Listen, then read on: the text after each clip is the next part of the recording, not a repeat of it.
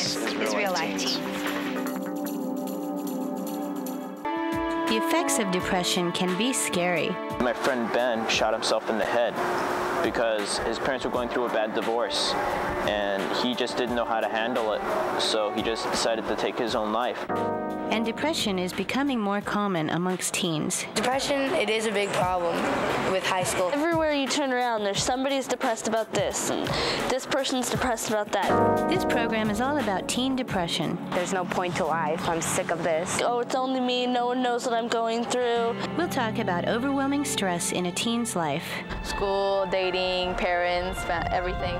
We'll talk about the danger of self-medicating depression. Every single person I think that does drugs has an emotional problem that they do not want to deal with.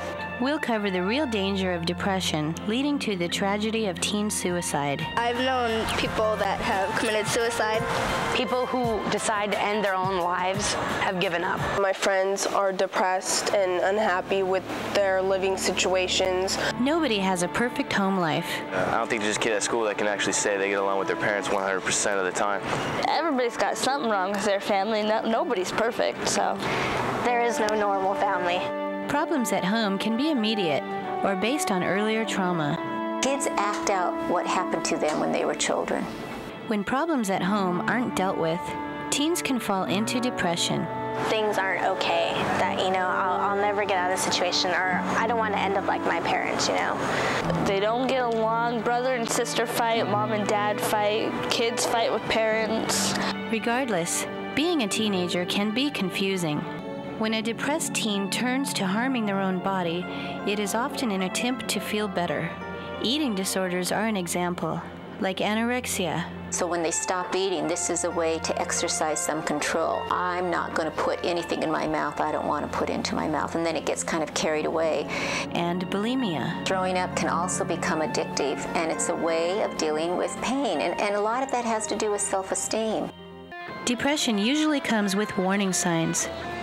Some teens experience huge mood swings and frequent sadness. Suddenly they'll just burst out in tears because they can't hold it in no more. And people will be like, what's wrong, what's wrong? And they'll be like, nothing. They just want to cry. You're just constantly crying and just like being in a state of just sadness for a long time without any real reason there. Depression can make a teen feel hopeless and trapped.